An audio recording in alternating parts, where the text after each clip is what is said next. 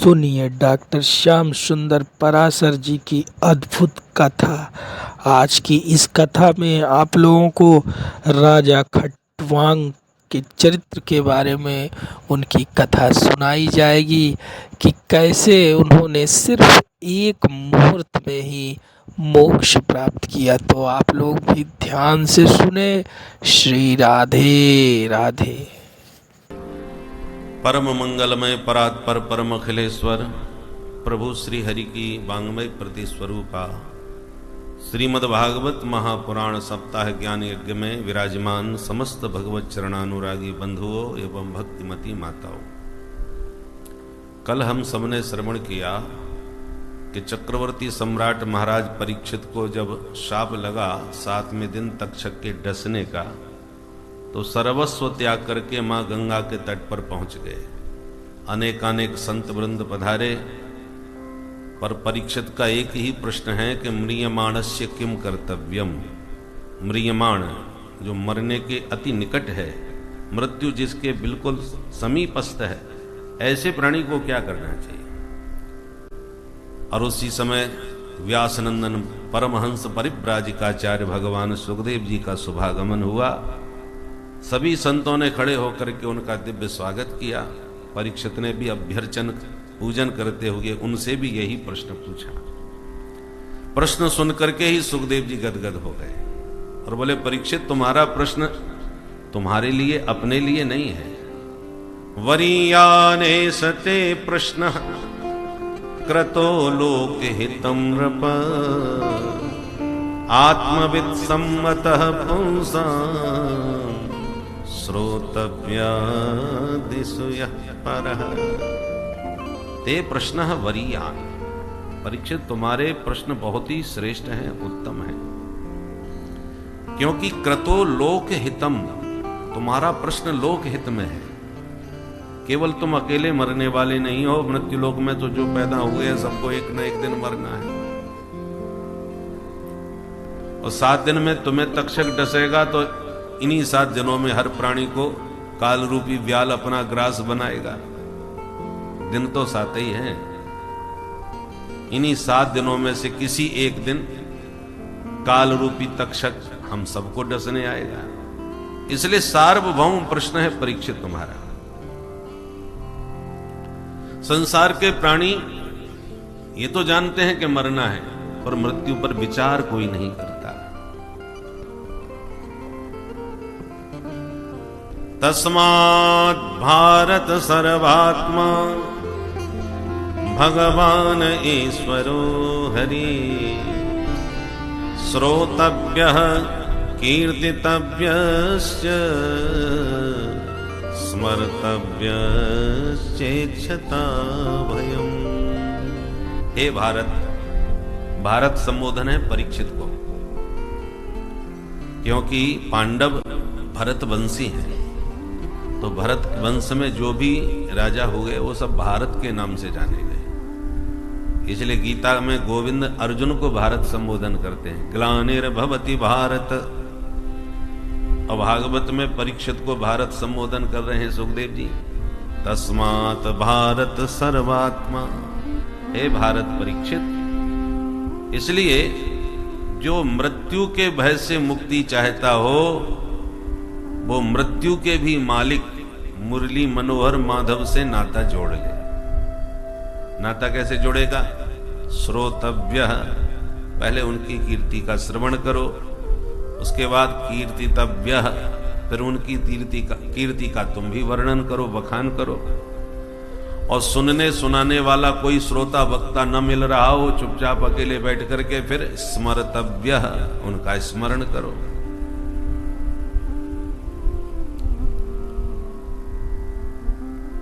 परीक्षित बोले, हम तो केवल 7 दिन के मेहमान हैं, हमको क्या करना चाहिए।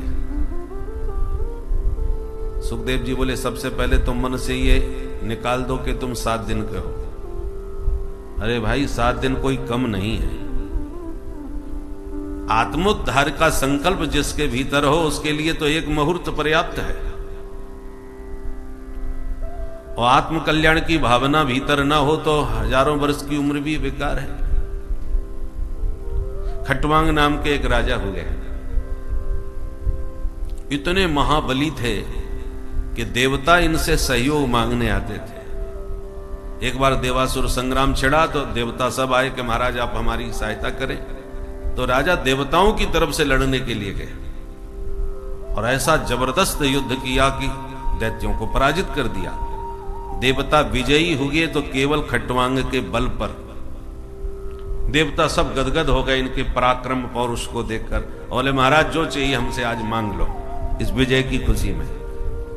तो खट्वांग ने कहा पहले मुझे ये बताओ मेरी उम्र कितनी है। तो देवताओं ने गणित लगाया और फिर मुंह लटका के बोले महाराज क्षमा कीजिए आपकी उम्र केवल एक मुहूर्त बाकी है, एक दिन भी नहीं। एक मुहूर्त का समय बचा है आपको बस। बोले हाँ। अब बोलो क्या चाहिए। बोले जब उम्र ही खत्म हो गई अब क्या मांगे, आप तो हमें जल्दी से गंगा के किनारे पहुंचाइए।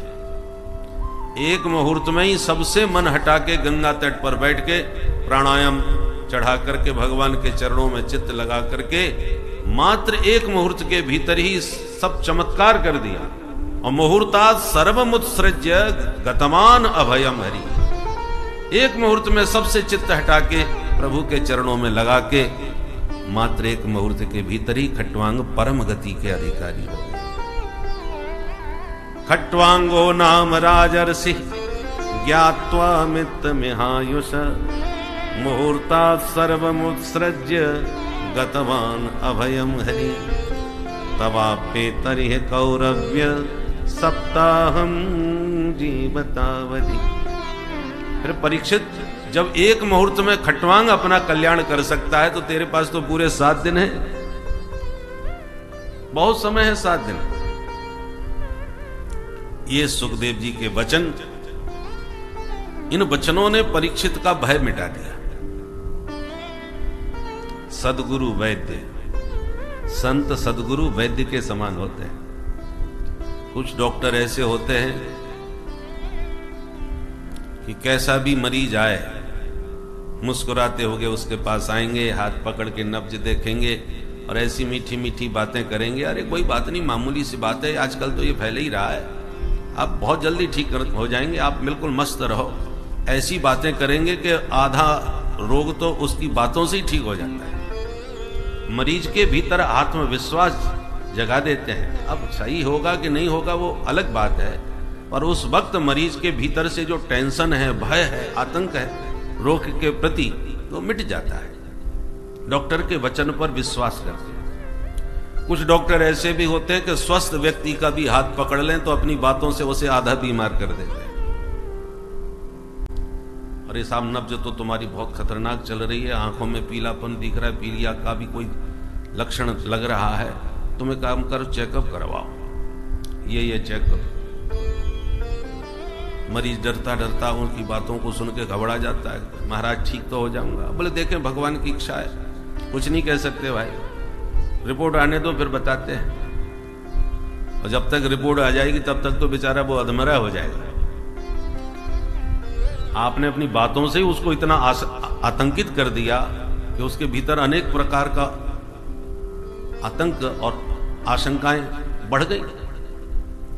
तो वैद्य के वचन का बहुत प्रभाव पड़ता है मरीज के मन पर। तो संत सदगुरु भी वैद्य होते हैं। इतने महात्मा बैठे थे पर कोई इतने आत्मविश्वास से नहीं बोल पा रहा था परीक्षित को कि हम तुम्हारा कल्याण कर देंगे।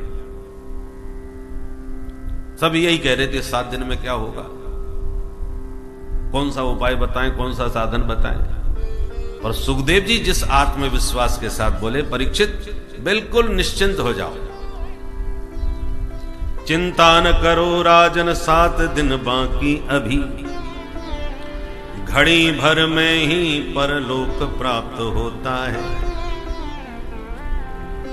खट्वांग से राजा का मोक्ष 2 घड़ी में हुआ, तेरा तो शरीर अभी 7 दिन तक रहता है। मेरा यह कथन है ऋषि सब साक्षी है, भागवत पुराण से कष्ट सब मिटता है। देखता हूं आज से सप्तम दिन तुम्हारे लिए, मोक्ष द्वार राम मार्ग कैसे नहीं खुलता है। श्री सुखदेव भगवान की। तो सुखदेव जी की वाणी में जो आत्मविश्वास भरा वचन निकल रहा था, उससे परीक्षित का भय समाप्त हो गया। बोले महाराज तो ये बताओ भगवान में मन कैसे लगे, भगवान का ध्यान कैसे करें। सुखदेव जी कहते हैं परीक्षित पहले 4 बातों का अभ्यास करो, तब ध्यान बहुत बढ़िया लगेगा। कौन कौन? जितासनो जित श्वासो जित संगो जितेन्द्रिय, स्थूले भगवतो रूपे मनः संधारये धिया। सबसे पहले साधक को आसन की सिद्धि करनी चाहिए। एक आसन पर बिल्कुल रीढ़ की हड्डी सीधी करके बैठने का बढ़िया अभ्यास करो। आसन सिद्ध नहीं होगा तो ध्यान लगाने बैठोगे और कमर का ध्यान आएगा, घुटने का ध्यान आएगा और शरीर में ही ध्यान पूरा पड़ा रहेगा, क्योंकि बैठने का अभी अभ्यास नहीं है। इसलिए जितासन, आसन को जीतो। दूसरे नंबर पर जितश्वास, श्वास पर संयम करो। प्राणायाम के माध्यम से श्वास पर संयम होता है। पूरक, कुंभक, रेचक विधि से प्राणायाम करना चाहिए। अंगूठे से नासिका का दाहिना छिद्र बंद कर लो और बाएं नासिका छिद्र से धीरे धीरे श्वास को भीतर भरो। इसको कहते हैं पूरक क्रिया। और जब भीतर पर्याप्त श्वास भर जाए तो दोनों नासिका छिद्रों को रोक लो और श्वास को भीतर ही रोक करके रखो। इसको कहते हैं कुंभक क्रिया। और फिर जिस अंगूठे से नासिका के दाहिने छिद्र को रोक रखा था उसको छोड़ दो और बाएं हाथ को बंद, बाएं नासिका छिद्र को बंद रखो और धीरे धीरे श्वास को बाहर निकालो। इसको कहते हैं रेचक। पूरक, कुंभक, रेचक, इस विधि से प्राणायाम करना चाहिए। श्वास को भीतर भरने का समय और श्वास को बाहर निकालने का समय बराबर होना चाहिए, पर श्वास रोकने का समय धीरे धीरे बढ़ाना चाहिए। पहले आधा मिनट रोको, फिर 1 मिनट, फिर 1.5 मिनट, फिर 2 मिनट। 2 मिनट तक रोकने का तो भली भांति अभ्यास करना चाहिए। प्राणायाम परम बलम। जितना आप रोकने का बढ़िया अभ्यास कर लेंगे, पर एक दिन में 4 दिन में नहीं, पहले धीरे धीरे रोकने का अभ्यास करें। कुंभक क्रिया को बढ़ाएं और धीरे धीरे समय को बढ़ाते रहना चाहिए। सनई सनई अभ्यास करना चाहिए, एकदम जबरदस्ती ना करें। जितना श्वास पर आपका संयम बढ़ेगा उतना ही मन पर आपका नियंत्रण होगा। मन श्वास का बहुत गहरा संबंध है, निकट संबंध है। मन में आक्रोश आ जाता है, क्रोध भर जाता है तो श्वास की गति भी तीव्र हो जाती है।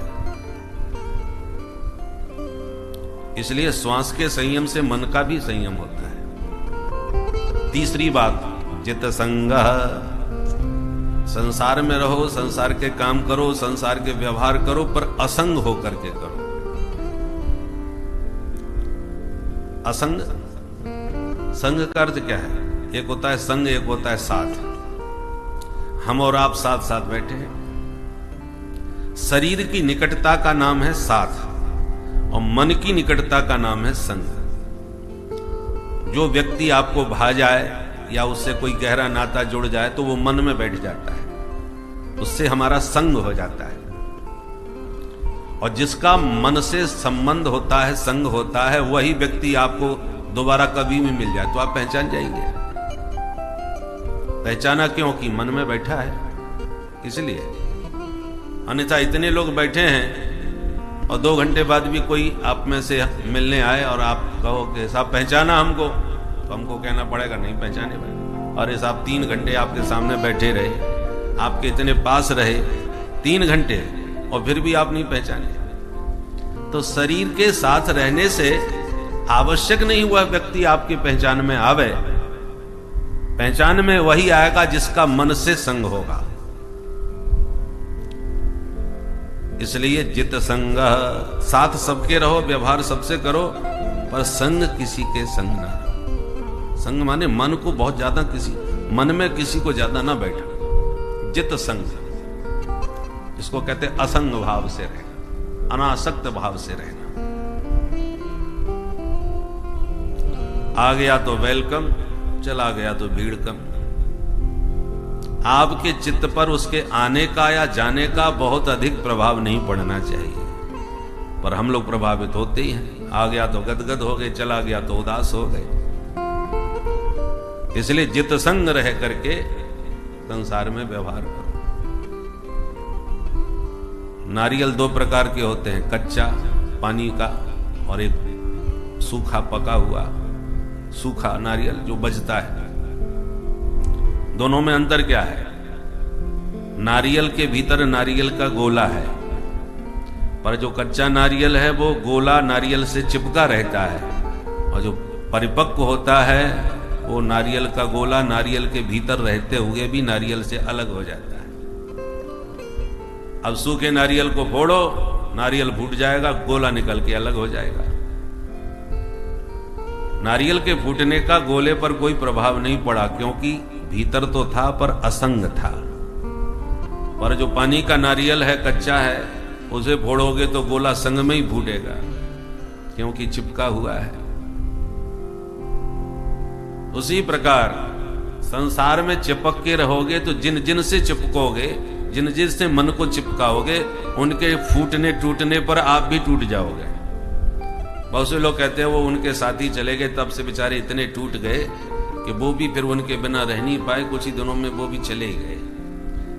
तो संसार में जाना तो सबको है, पर जाना जिनसे चिपक के रहोगे, उनके टूटने पर तुम भी टूट जाओगे। और सूखे नारियल की तरह रहोगे तो दुनिया है, टूट रहे हैं, फूट रहे हैं, जा रहे हैं, तुम पर उसका बहुत अधिक प्रभाव नहीं पड़ेगा। असंग रह करके अभ्यास करो। नौका पानी में रहती है, अनेकों को पानी से पार लगाती है, परंतु नौका में पानी यदि रहे तो नौका डूब जाती है।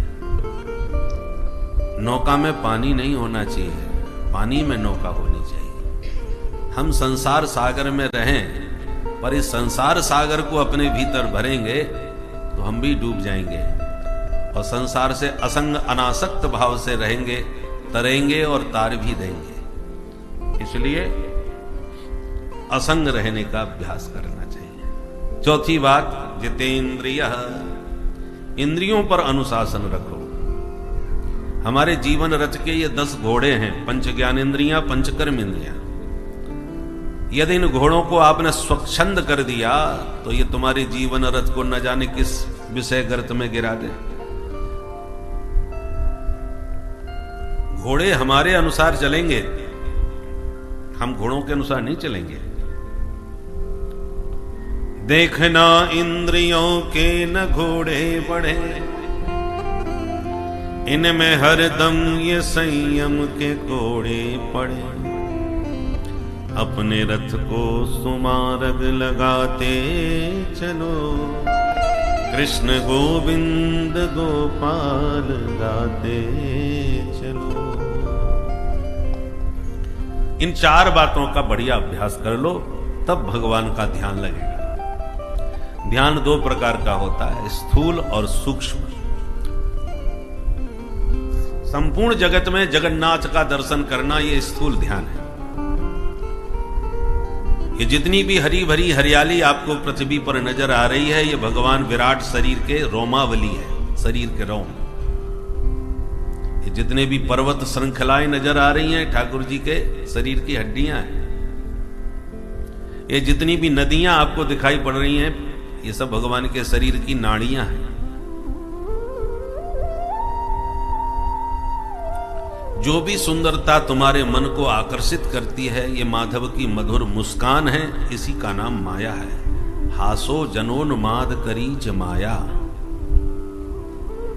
इस प्रकार सारी प्रकृति में परमात्मा का ही विराट रूप देखना चाहिए, ये स्थूल ध्यान है। सिय राम मैं सब जग जानी, सिय राम सब जग जानी, करऊं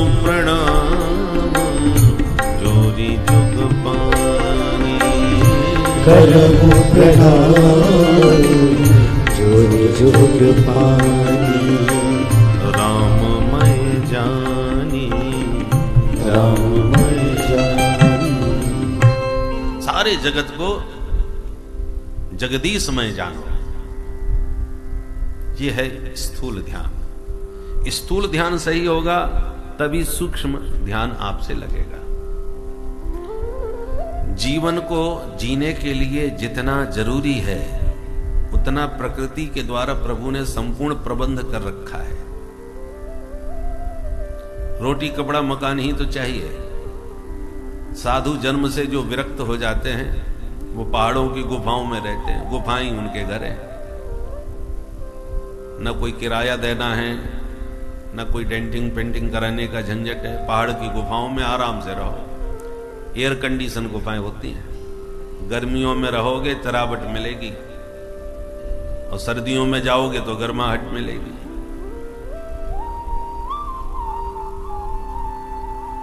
बहुत वर्ष पहले हम एक बार ऋषिकेश में कथा कह रहे थे, शिवानंद आश्रम।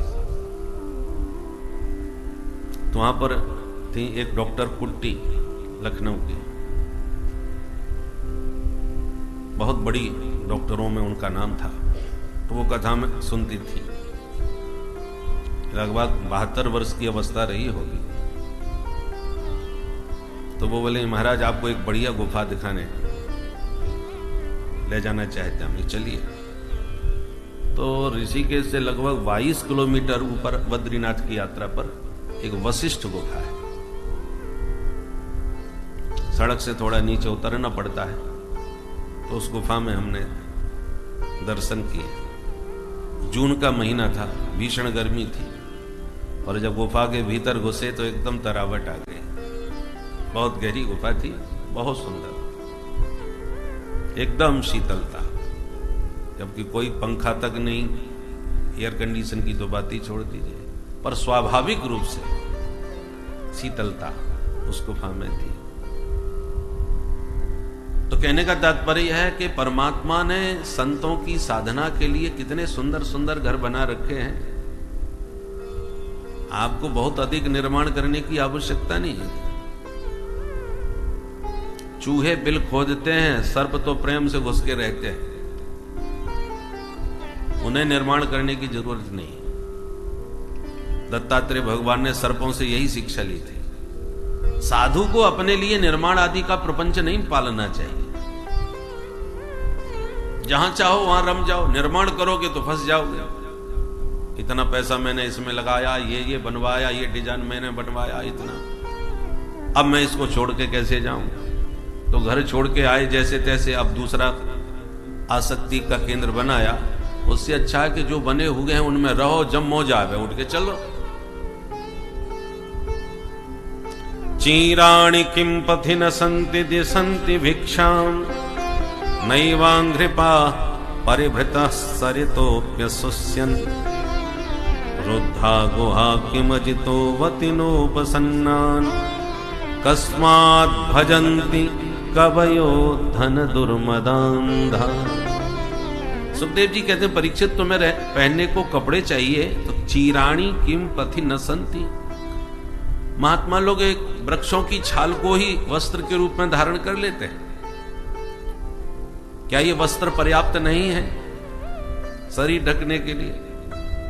बोले महाराज वस्त्र के बिना काम चल जाएगा, पर भोजन के बिना कैसे काम चलेगा? पापी पेट के लिए तो धंधा करना पड़ता है। सुखदेव जी कहते हैं अंघ्रिपा भिक्षाम न दिशन्ति। अंघ्रिपा माने पादपा, पादपा माने वृक्ष। जो पैरों से पानी पिए उसका नाम पादप। पदाभ्याम पिबती इति पादप। पैरों से पानी पीते हैं। जिन पैरों से खड़े रहते हैं वृक्ष, उसी पैरों से पानी पीते हैं। वृक्षों में आप खुद पत्तों को सींचो या डालियों को सींचो, फल फूल को सींचो, कोई फायदा नहीं। सबके बदले में केवल उसके पैरों में पानी डाल दो, पूरे वृक्ष को मिल गया। इसलिए पैर उन वृक्षों का नाम है पादप। अंघ्रि, अंघ्रि कहते हैं चरणों को। अंघ्रिपाह पादपाह। तो क्या इन वृक्षों ने भिक्षा देना बंद कर दिया है? वृक्ष कितना बढ़िया बढ़िया भिक्षा देते हैं, फलाहार कराते हैं। अनार के एक एक दाने में कितना रस भरा है। अनार टूट के गिरेगा तो रस बिखर जाएगा, इसलिए उसकी पैकिंग बड़ी जोरदार की है प्रकृति ने। ऐसी ठोस पैकिंग की है कि गिर जाए तो रस न बिखरे। एक महात्मा जी से एक सज्जन मिलने गए। महात्मा जी ने कहा, भैया प्रसाद पालो। बोले महाराज मैं तो हलवा खा के आया। इतना गजब का हलवा बना था आज महाराज, भर पेट जम के पा गया। अब तो कुछ भी खाने पीने की इच्छा नहीं। इतनी तारीफ कर डाली कि बाबा जी के मन में भी हलवा बैठ गया, मैं भी आज हलवा खाऊंगा। अब बाबा जी जंगल में रहने वाले, घर के किसी के जाते नहीं, हलवा कहां बने? सूजी लाओ, शक्कर लाओ, कढ़ाई लाओ, तमाम झंझट है। तब तक पका हुआ केला दिखाई पड़ गया। महात्मा ने उठाया, छील करके खाया, प्रसन्न होकर के बोले, वाह प्रभु क्या बढ़िया हलवा पैकिंग करके भेज दिया आपने। किसी झंझट में पड़ने की जरूरत नहीं, ये ठाकुर जी का बनाया हुआ हलवा है जो पैक कर करके महात्माओं को भेज दिया है। जैसा पदार्थ वैसी पैकिंग भी है, चाहे केला हो चाहे रसाल, आम में कितना बढ़िया रस है, उसी ढंग से पैकिंग है। तो ये प्रकृति के द्वारा परमात्मा ने जो भिक्षा प्रदान की है, महात्मा इसी भिक्षा में जंगलों में रह के मस्त रहते, पेट की चिंता नहीं करते, भोजन की चिंता नहीं करते। भोजनाच्छादने चिंता प्रथाम कुर्वन्ति वैष्णवा। अच्छा महाराज, पीने के लिए पानी तो चाहिए। सुखदेव जी कहते हैं, सरतोप्य सुस्यन, सरिताएं सूख गई हैं क्या? देखो भगवान ने पहाड़ों में ही गुफा बना करके रहने की व्यवस्था कर दी। भोजन करने कहां जाओगे तो पर्वतों में ही फलदार वृक्ष भी भगवान ने लगा दिए।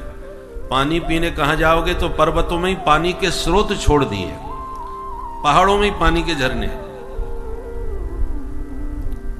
अनुसुईया आश्रम आदि जो चित्रकूट में गुफाएं हैं, आप देखिए इतनी विशाल गुफाएं और कितने सुंदर पानी के स्रोत।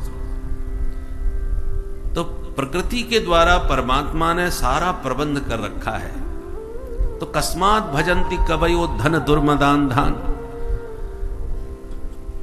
जब साधु संतों की सब व्यवस्था परमात्मा ने विधिवत कर रखी है, तो श्रीमदांध माने लक्ष्मी के मद में जो बिल्कुल अंधे हो गए हैं, ऐसे धनांधों के पीछे आसान्वित होकर के साधु को जाने की क्या जरूरत है?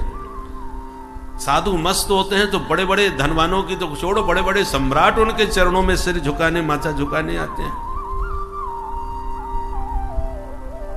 वो मांगते हैं तो केवल अपने परम पिता प्रभु से, बाकी आशा एक राम जी से, दूजी आशा छोड़ दे। नाता एक राम जी से, दूजा नाता तोड़ दे। साधु संग राम रंग अंग अंग रंगिए, फिर जाहि विधि राखे राम ताहि विधि रहिए।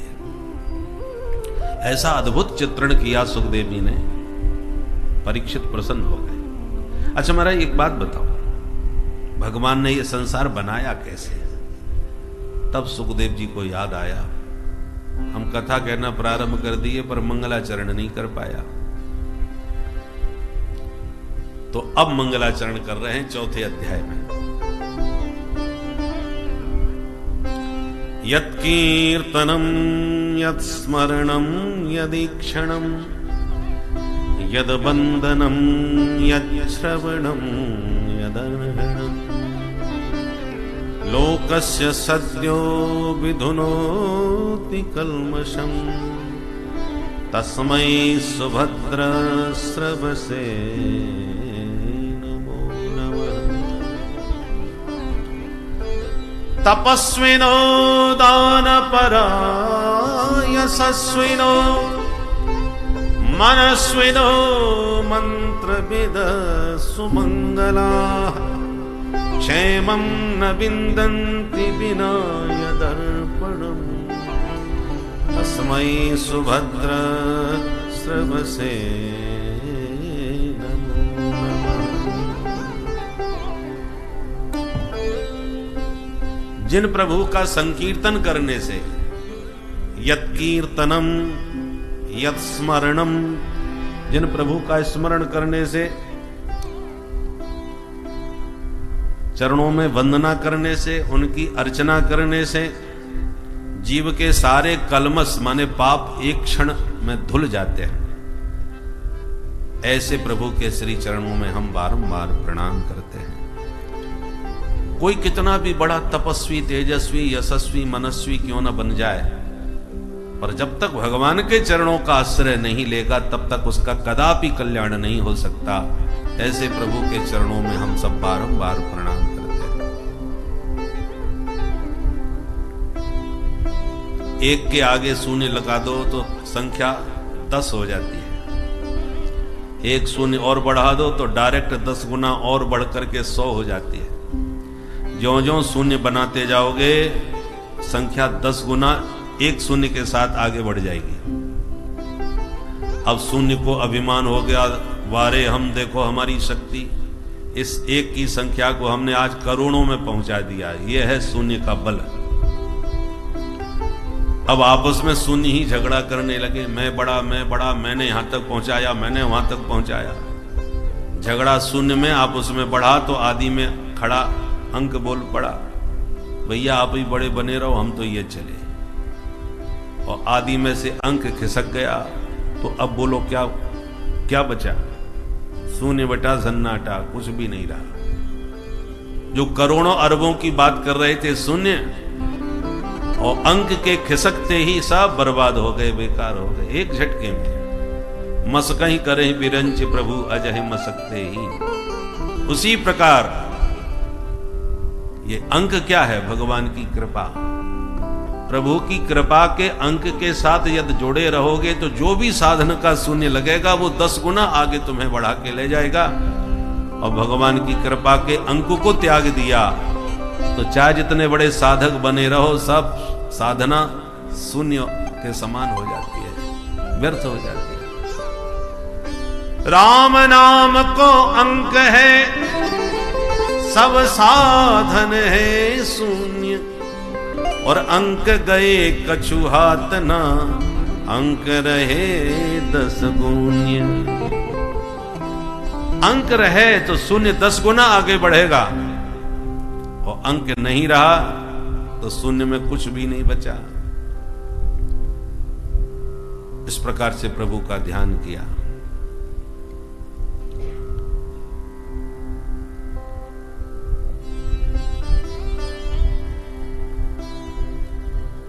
जब मंगलाचरण किया तब सुखदेव जी कहते हैं, परीक्षित, जो प्रश्न तुमने अभी अभी हमसे पूछा कि भगवान ने यह संसार कैसे बनाया, बिल्कुल यही प्रश्न एक बार देवर्षि नारद जी ने अपने पूज्य पिता ब्रह्मा जी से भी पूछा था। अपने पिताजी से मिलने नारद जी गए ब्रह्मलोक, तो ध्यान मग्न बैठे थे ब्रह्मा जी।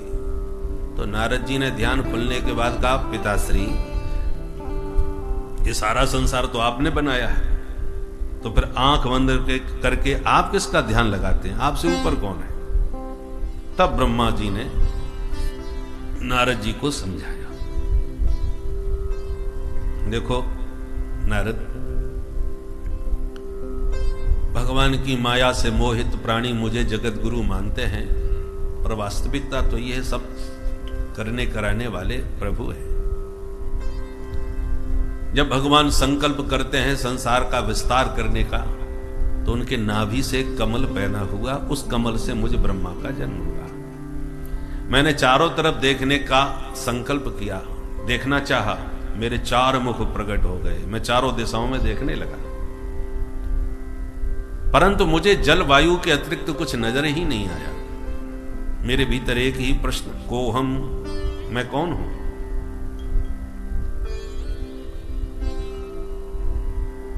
पर कुछ समझ में नहीं आया। तो मैं कमल की नाल में भीतर घुस गया कि ऊपर तो कोई नजर नहीं आ रहा, शायद नीचे कोई हो। नीचे तक गया पर कुछ दिखाई नहीं पड़ा, लौट के वापस आ गया। फिर प्रश्न, वो हम, जब बार बार मैंने प्रश्न किया मैं कौन हूं, तो दिखाई तो कोई नहीं पड़ा, पर 2 अक्षर सुनाई पड़े, तप तप, बस यही 2 अक्षर मेरे कान में पड़े। तो मैं फिर आंख बंद करके तपस्या में लीन हो गया।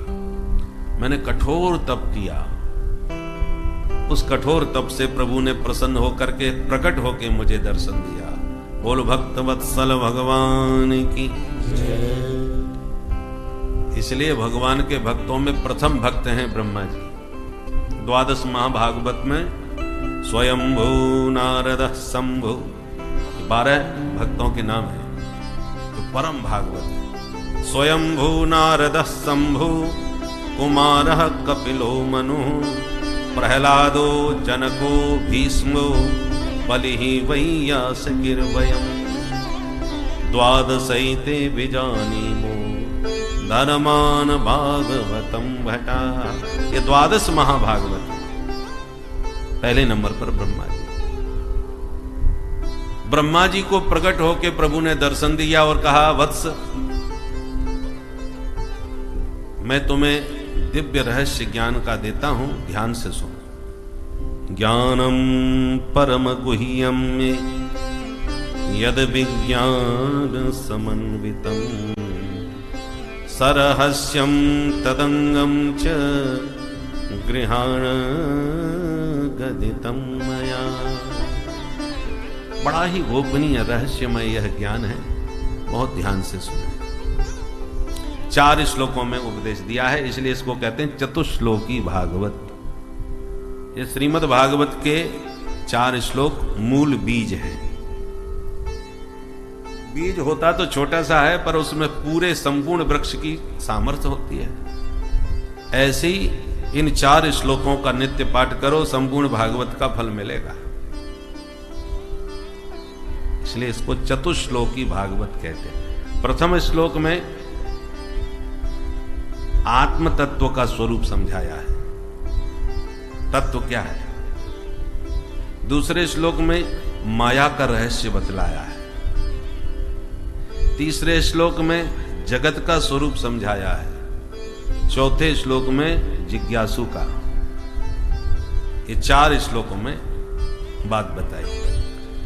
ज्ञानम अहमेवा समेवाग्रे नान्यत यत् सत सत्परम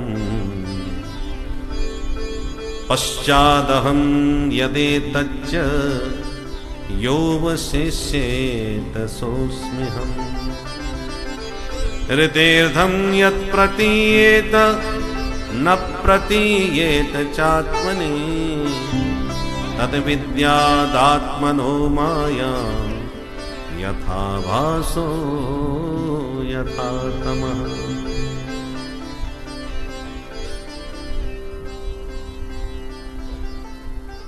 भगवान कहते हैं अहम एव अग्रे।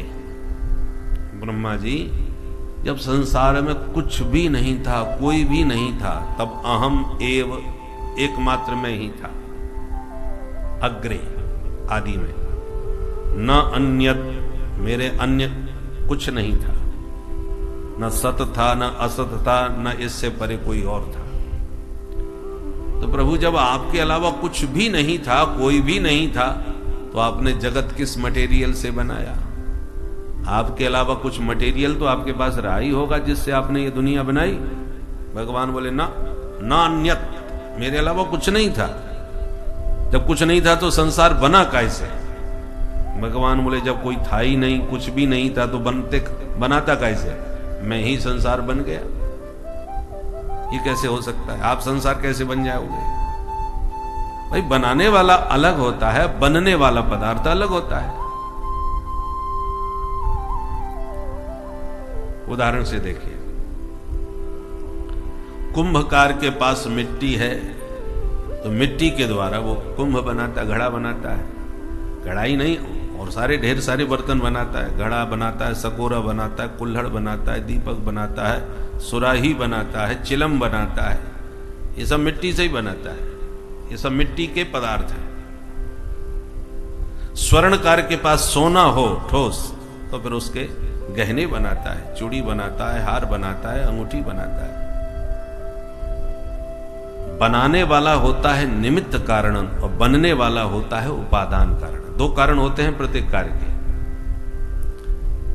सोने की अंगूठी का उपादान कारण है स्वर्ण, सोना, और स्वर्णकार है निमित्त कारण। उपादान निमित्त भिन्न भिन्न होते हैं, निमित्त कारण और उपादान कारण और। पर कुछ कार्य ऐसे भी होते हैं जिसका निमित्त उपादान एक ही होता है, जैसे मकड़ी का जाला। मकड़ी जो जाला बुनती है, बताओ उसका उपादान क्या है? पैसा, दुकान से कोई धागा तो खरीद के लाती नहीं। वो जो भी जाल उत्पन्न करती है वो अपने शरीर से ही उत्पन्न करती है, तो उपादान कारण हुई। और बनाने वाला वो कोई बाहर से कारीगर नहीं आता, खुद ही बनाती है पूरा जाला, तो निमित्त कारण भी वही है। तो जैसे मकड़ी अपने जाले का अभिन्न निमित्तोपादान कारण है, उसी प्रकार संपूर्ण जगत के जगन्नाथ ही अभिन्न निमित्तोपादान कारण है। भगवान ने जगत बनाया है और भगवान ही जगत के रूप में बने भी हैं, अपने से ही उत्पन्न किया है जगत। इसलिए हरिरेव जगत जगदेव हरि, हरि ही जगत है, जगत ही हरि का स्वरूप है। इसलिए सिया राम मैं सब जग जानी। अलंकार के नाम अलग अलग हो सकते हैं, हार, अंगूठी, चूड़ी आदि, बाकी सोना सब में एक ही है। घड़ा, सकोरा, कुल्हड़, दीपक नाम अलग अलग हैं, मिट्टी सब में एक ही है। ऐसे ही संसार में व्यवहार की दृष्टि से स्त्री पुरुष, कुत्ते बिल्ली चूहे बंदर, ये नाम अलग अलग हैं, और तत्व की दृष्टि से देखो तो मटेरियल सब में एक ही है। वो परमात्मा ही इन अनंत रूपों में अभिव्यक्त हुआ है, प्रकट हुआ है। परंतु बिना द्वंद के संसार नहीं चलता, इसलिए इसका नाम है दुनिया। दो से ही चलती है।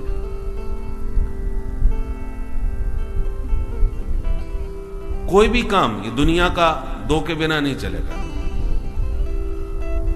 एक ही पक्ष हो जाए सरकार में भी और विपक्ष न रहे तो सरकार ठीक व्यवस्थित नहीं चल सकती। विपक्ष का होना भी जरूरी है। जैसा मैंने पूर्व में भी कहा कि एक ही कक्षा के छात्र जब खेल के मैदान में आते हैं खेलने के लिए तो दो पार्टी बना लेते हैं, पक्ष विपक्ष, तभी खेल होगा। चारों भाई राम लक्ष्मण भरत शत्रुघ्न अत्यंत प्रेमी हैं, परंतु जब खेल का मामला आता है तो दो दल बनाने पड़ते हैं, भरत जी का एक, राम जी का एक। राम लक्ष्मण, इधर भरत शत्रुघ्न। परंतु दोनों ही एक दूसरे के अत्यंत प्रेमी हैं, इसलिए जब खेल होता है तो जानबूझ के राम जी हार जाते हैं और ताली बजा के भरत जी की जय जयकार करते हैं, भैया जीत गए, भरत जीत गए। और भरत जी सब समझते हैं कि हार ही खेल जितावहि मोही, जानबूझ के हार करके मुझे जिता रहे। तो द्वंद्व में ही, और वो भी जीतने की आशा से जब खेल होता है तब रोमांचकारी खेल बनता है भाई। ऐसी दुनिया द्वंद्व से चलती है।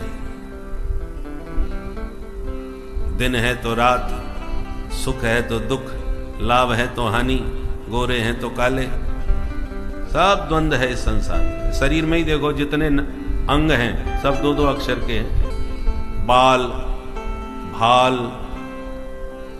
कान, आंख, भौं, नाक, गाल, होठ, दांत, जीभ, हाथ, पैर, पेट, नाभि, ये सब पूरा शरीर दो दो अक्षरों से बना हुआ द्वंद्वमय है, क्योंकि ये दुनिया है। तत्वतः विचार करोगे तो परम तत्व एक ही है। उसी एक तत्व ने इन अनंत रूपों में अपने को अभिव्यक्त किया है। व्यवहार की दृष्टि से दो हैं, तत्व की दृष्टि से एक है।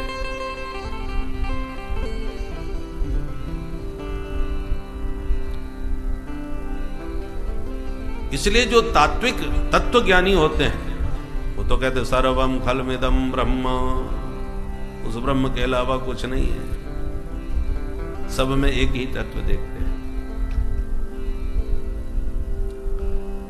मिट्टी से मटका बना, पानी भरा, शीतल हो गया, पीने वाले का भी हृदय शीतल कर दिया, उसी मिट्टी का बना है। उसी मिट्टी से चिलम भी बन गई, खुद भी धधकती है और पीने वाले के दिल को भी धधकाती रहती है, जलाती रहती है, फुकाती रहती है। खुद जलती है, दूसरे को जलाती रहती है। उसी प्रकार आदि से संसार में ऐसा ही हुआ है। दैत्य हो गए हैं, देवता भी हो गए, आपस में कलह मचा ही रहता है, आज भी मच रहा है। देवासुर संग्राम हमेशा मचा रहता है।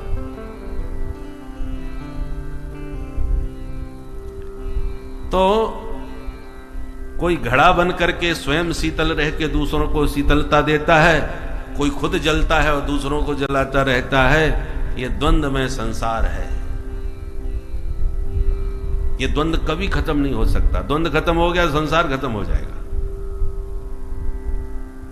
आप किसी भी युग में देखिए, सतयुग में तो सब सज्जन लोग थे, और उस समय भी हिरण्याक्ष, हिरण्यकश्यप और न जाने कौन कौन हुए। त्रेता में रावण को मकरण आदि क्या आतंक फैलाया। द्वापर में भी कंस प्रभृति, और कलयुग में तो महाराज पूछो ही मत। तो हर युग में ये आतताई भी होते हैं और दैवीय शक्ति भी होती है, दोनों ही काम करते हैं। कभी दैवीय शक्ति की प्रबलता हो जाती है तो कभी आतताइयों की भी प्रबलता हो जाती है।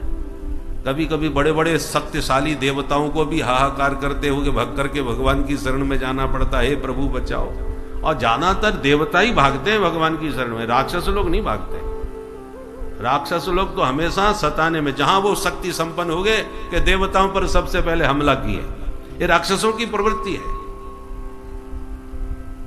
ये कभी शांति से नहीं बैठ सकते। जहां इनको शक्ति मिली, शक्ति ही परेशान पर पीड़ना है।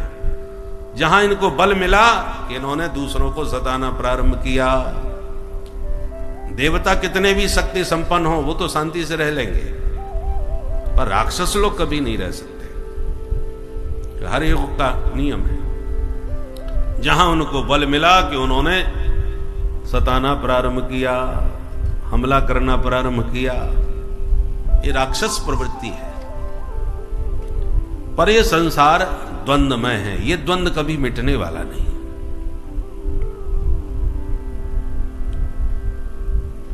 माया का अर्थ क्या है? जो नहीं है उसे दिखाए, जो है उसे छुपाए। माया शब्द का मां माने नहीं, या माने जो नहीं है वही दिखे, उसी का नाम माया है। जैसे जादूगर की माया, जमूड़ा जादूगर होता है ना, रुमाल फटकार के नोट बरसा देता है, लोगों को गला काट करके फिर जिंदा कर देता है। और हम प्रत्यक्ष ऐसा देखते भी हैं। वो जो दिखाना चाहता है वही हमको दिखाई पड़ता है। पर सच्चाई क्या है ये सिर्फ उसका जमूड़ा जानता है, दूसरा नहीं। दर्शक तो वही देखेंगे जो वो दिखाना चाहेगा। सिर काटा और जोड़ा, नोट बरसाया, ये सब दर्शक देखते हैं और हतप्रभ रह जाते हैं। पर सच्चाई क्या है सिर्फ जमूड़ा जानता है। ऐसे भगवान जादूगर हैं। और भगवान की जो माया है ये जादुई विद्या है। बोलो राधे राधे। माया क्या है? जादुई विद्या। अब इस माया का रहस्य जो जानना चाहे वो उस जादूगर का जमूड़ा बन जाए। जमूड़ा का मतलब सेवक। जादूगर के जमूड़े बन जाओ, ये सारा रहस्य माया का समझ में आ जाएगा। नटकृत बिकट कपट खगराया, नट सेवक ही न व्यापे माया। गोस्वामी जी कहते हैं नट का जो सेवक है उसे माया कभी नहीं व्यापती, क्योंकि वो सब बता देता है। और जमूड़ा एक दिन खुद ही जादूगर बन के तैयार होके खेल दिखाने लगता है।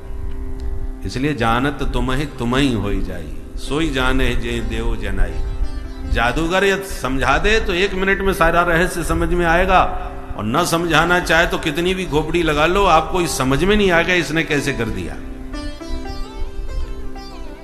उसी प्रकार जगन्नाथ जादूगर हैं। हम लोग जब तक उसके जमूड़े नहीं बनेंगे, सेवक नहीं बनेंगे, दास नहीं बनेंगे, तब तक ये माया का रहस्य किसी को अपने बल पर समझ में आने वाला नहीं। तो वही समझाए कि जादूगरनी माया का खेल है, इसको अच्छी तरह से समझ लो।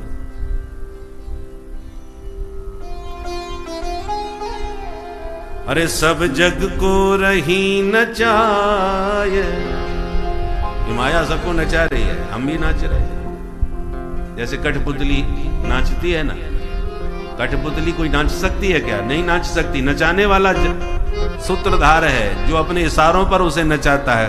हम लोगों को कठपुतली नाचती नजर आती है, बाकी वो क्या नाचेगी, नचाने वाला उसे नचा रहा है।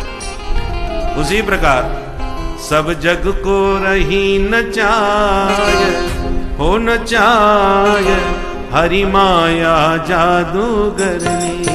सब जग को रही नचाए, हो नचाए हरि माया जादूगरनी।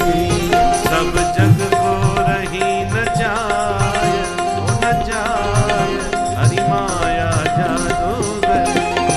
सब जग को रही नचाए, हो नचाए हरि माया जादूगरनी। अति अद्भुत खेल रचाए, हो रचाए हरि माया जादूगरनी। अति अद्भुत खेल रचाए, हो रचाए हरि माया जादूगरनी। कोया को पार न पावे, ये सबको नाच नचावे। कोयला को पार न पावे, या सबको नाच नचावे। कोया को पार न पावे, ये सबको नाच नचावे। कोयला को पार न पावे, ये सबको नाच नचावे।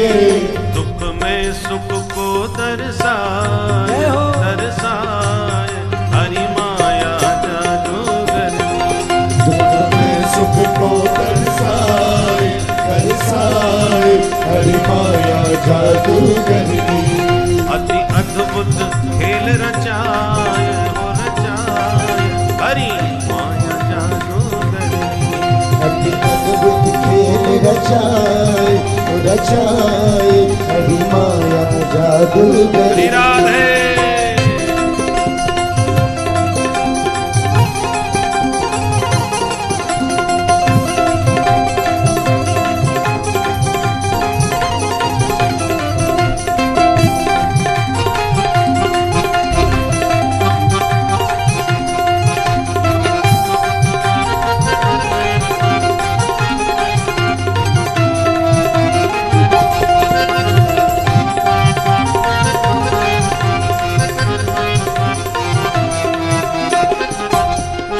जाके बस में चराचर नाचे, कोई कृपा पात्र जन बाँचे।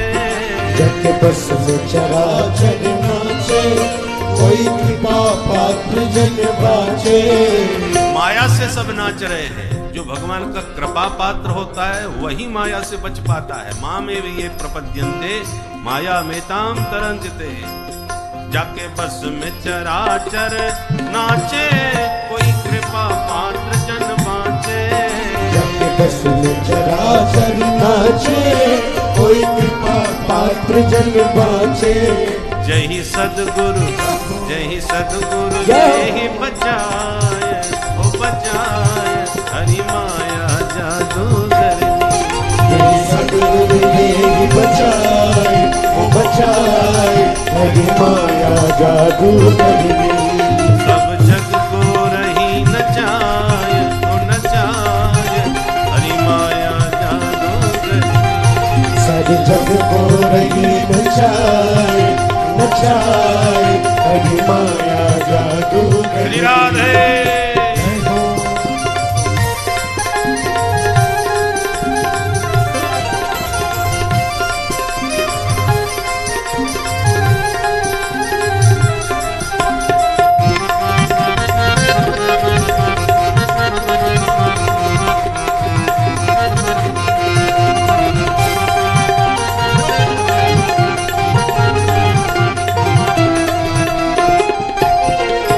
जब पंथ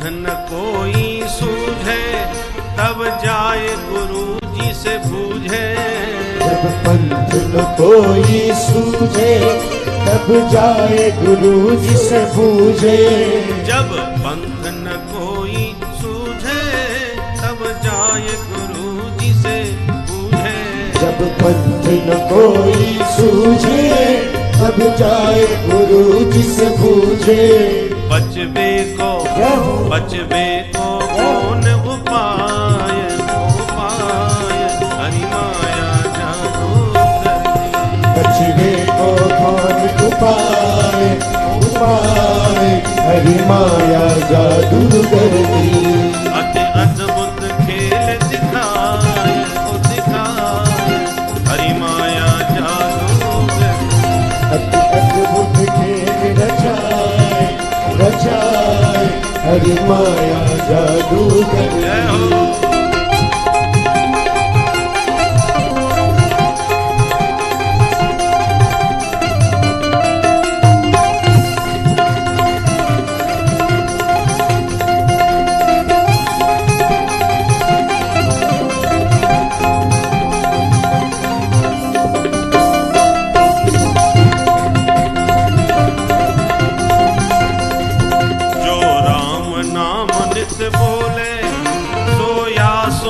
निर्भय डोले।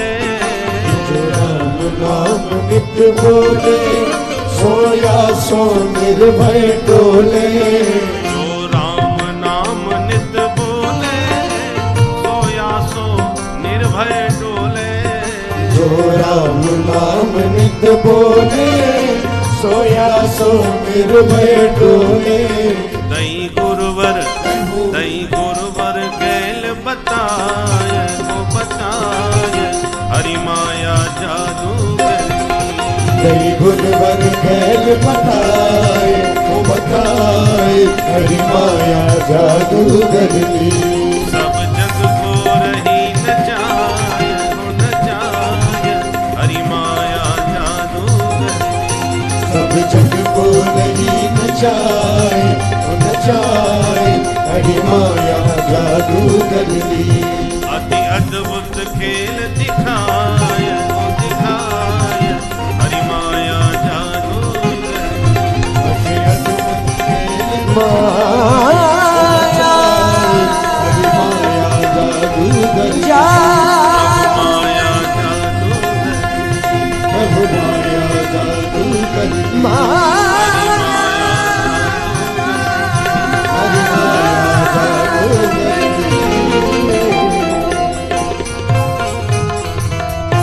बोल मायापति भगवान की। तो माया से वही बच सकता है जो मायापति के चरणों का आश्रय लेता है। ये सत्य को झूठ, झूठ को सत्य दिखाने वाली है। सब उल्टा पुल्टा नजर कर। जादूगर का काम ही होता है जो है वो गायब कर दे, जो नहीं है उसे प्रकट कर दे। वही खेल माया का भी है। इस प्रकार से बहुत सुंदर उपदेश चतुश्लोकी के माध्यम से भगवान ने ब्रह्मा जी को दिया। इस भागवत के 10 लक्षणों का वर्णन किया जो तृतीय स्कंद से द्वादश स्कंद पर्यंत क्रमशः वर्णन किए गए हैं। तृतीय स्कंद में सबसे पहले विदुर जी का चरित्र। जब विदुर जी को पता चला प्रभु शांति दूत बन के आ रहे हैं तो धृतराष्ट्र को समझाए।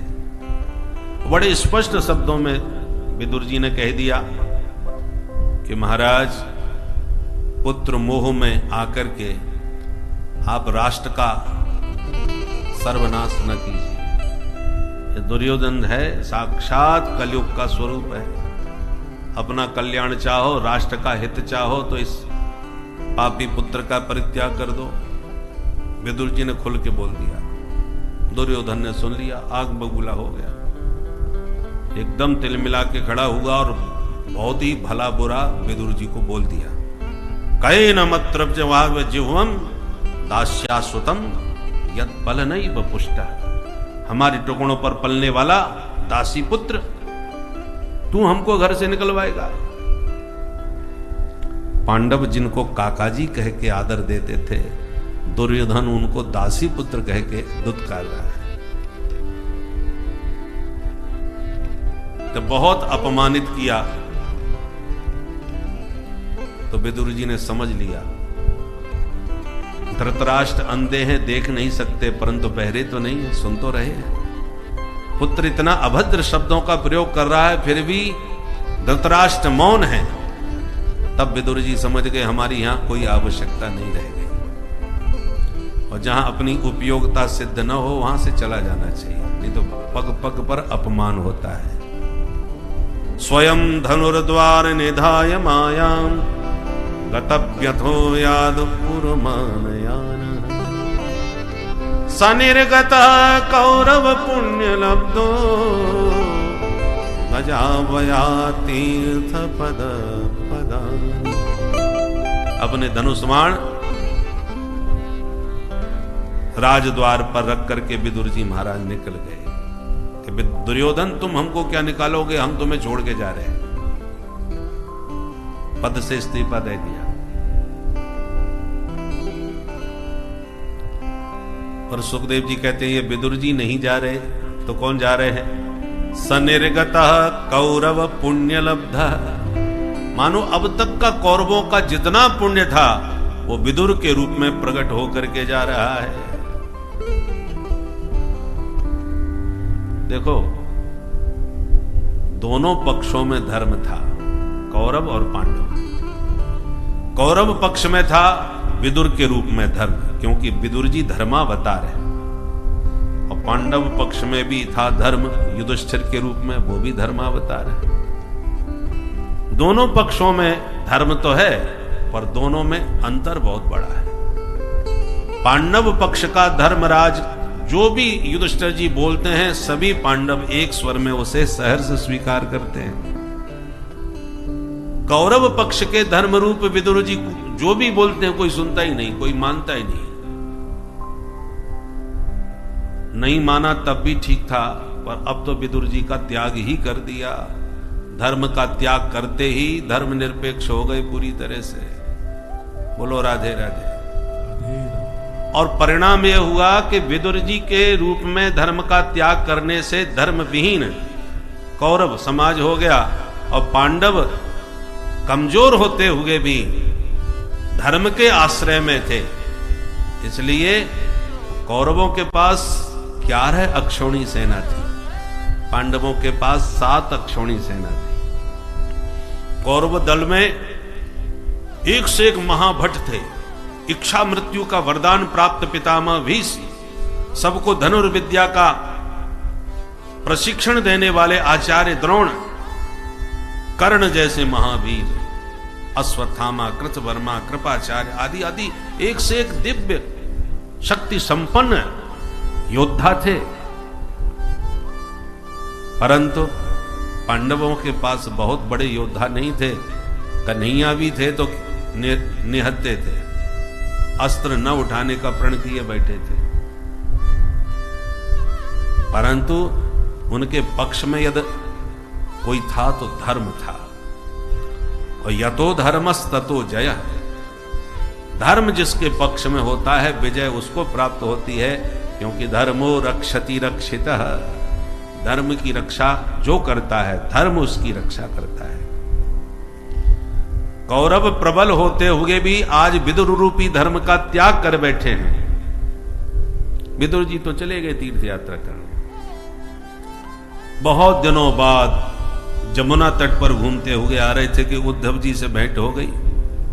जब कुशलता के प्रश्न हुए तब पता चला कि कब महाभारत संपन्न हो चुका है, पांडव विजयी हो गए हैं, और द्वारका नाथ भी लीला सम्मरण करके अपने धाम को जा चुके हैं। विदुर जी बोले राम राम राम, हम तीर्थ यात्रा करते रहे, इतना सब हो गया। उद्धव से पूछा तुम कहां जा रहे हो?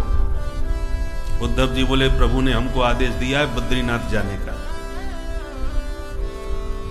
जाते जाते बहुत ही दिव्य उपदेश गोविंद ने हमको दिया, उसी उपदेश को आत्मसात करके बद्रीनाथ जा रहा हूं। विदुर जी बोले कौन सा उपदेश दिया, थोड़ा हमें भी सुना दो भाई। उद्धव जी बोले हम सुनाने की स्थिति में नहीं है, प्रभु के वियोग जन्य संताप में संतप्त चित्त है, इसलिए मैं सुना नहीं सकता, पर उपाय बता सकता हूं। क्या? बोले आप सीधे हरिद्वार जाओ, हरिद्वार में गंगा तट पर आपको मैत्रेय मुनि से भेंट होगी, वो आपको वह उपदेश सुनाएंगे जो प्रभु ने मुझे दिया, क्योंकि मेरे साथ उन्होंने भी बैठ के वह उपदेश सुना था। तब विदुर जी सीधे हरिद्वार में गंगा तट पर आए और जो मैत्रेय जी से उनकी भेंट हुई तो गदगद हो गए और वही प्रश्न कर दिया, सुखाय कर्माणि करोति लोको न तई सुखम वान्यदुपारमम्। विदुर जी कहते हैं, हे भगवान, प्रत्येक प्राणी संसार में सुखी होने के लिए दिन रात प्रयत्न कर रहा है, फिर ये जीव सुख क्यों नहीं पाता, सुखी क्यों नहीं हो पाता? तब मैत्रेय जी ने कहा, विदुर जी देखो, प्राणी सुख का अंश है। परमात्मा कौन है? जो आनंद सिंधु सुख राशि, सुख के समुद्र हैं भगवान, और उसी सिंधु की बिंदु है ये जीव। तो सुख का अंश है तो सुख की तरफ आकर्षित होगा। देखो, अंश हमेशा अंशी की तरफ आकृष्ट होता है, ये नियम है, प्राकृत नियम है। पत्थर को कितनी भी जोर से आप आकाश में उछालो, वो धरती की तरफ आएगा, क्योंकि पृथ्वी का ही अंश है, पार्थिव है। तो जो वस्तु पार्थिव है वो पृथ्वी की तरफ आएगी। पानी इतना बरस रहा है दुनिया भर में, परंतु जहां भी पानी गिरेगा वो सिमट सिमट के सागर की तरफ जाएगा, क्योंकि सागर का अंश है। समुद्र से ही आया है, समुद्र की तरफ जाएगा। अग्नि कहीं भी प्रज्वलित करो, लौ उसकी आकाश की तरफ होगी, क्योंकि उसका अंशी सूर्य ऊपर बैठा है। तो अंश अंशी की तरफ आकृष्ट होता है, ये प्रकृति का नियम है। हम सबको सुख चाहिए, आनंद चाहिए, क्योंकि भगवान स्वयं आनंद ब्रह्म, आनंद स्वरूप हैं, सुख निधान हैं, सुख सिंधु हैं। सो सुख धाम राम असनाम, जो सुख का धाम परमात्मा है, हम उसके अंश हैं, इसलिए हमको सुख चाहिए, आनंद चाहिए, उसकी तरफ हमारा आकर्षण होता है। पर माया ने जो विपरीत बोध करा दिया, जहां सुख स्वप्न में भी नहीं है, हमें वही सुख माया दिखाती है, और जो वास्तव में सुख है उधर सुख नजर नहीं आता। एक अत्यंत प्यासा व्यक्ति पानी ढूंढ रहा था, खोज रहा था, कि मार्ग में एक सज्जन मिले। उनसे पूछा, भैया पानी किधर मिलेगा? बोले, चले जाओ, आगे सरोवर है। ये रास्ता सरोवर की तरफ ही जाता है। तो वो भागा प्यासा, भीषण गर्मी थी, धूप तेज थी। तो जब उस सरोवर के तट पर पहुंचा तो सरोवर में काई लगी थी। पानी में काई लग जाती है ना, तो पानी ढक जाता है। तो सरोवर में काई की वजह से पानी ढका हुआ था। उसने देखकर सोचा, अरे ये तो सरोवर तो सूख गया, इसमें तो पानी है ही नहीं, अब किधर जाऊं? तो रेगिस्तान की तरफ, उसके पास में रेगिस्तान था। तो उस मरुस्थल में रेतीली भूमि पर चूंकि भीषण तपन थी सूर्य की, तो उसे पानी की लहरें उठती नजर आई, मृग मरीचिका का जल। उसने कहा, देखो वो रहा पानी, तो वो उधर है, वो लहरें उठ रही हैं, और उधर चल दिया सरोवर छोड़ करके। अब जहां पानी भरा हुआ है वहां दिख नहीं रहा, जहां दिख रहा है वहां बूंद नहीं, और सरोवर का तट छोड़ के मरुस्थल में पानी पीने के लिए भागा। भागते भागते मर ही गया प्यासा, पानी नसीब नहीं हुआ। उसी प्रकार संसार में सुख बहुत दिखाई पड़ता है, पर होता बिल्कुल नहीं।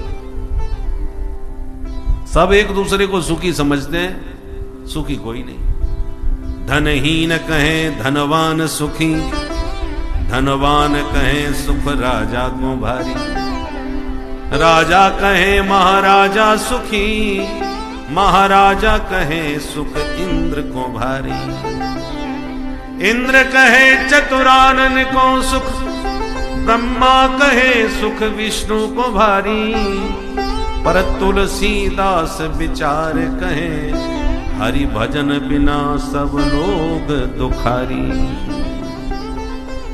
नानक दुखिया सब संसार।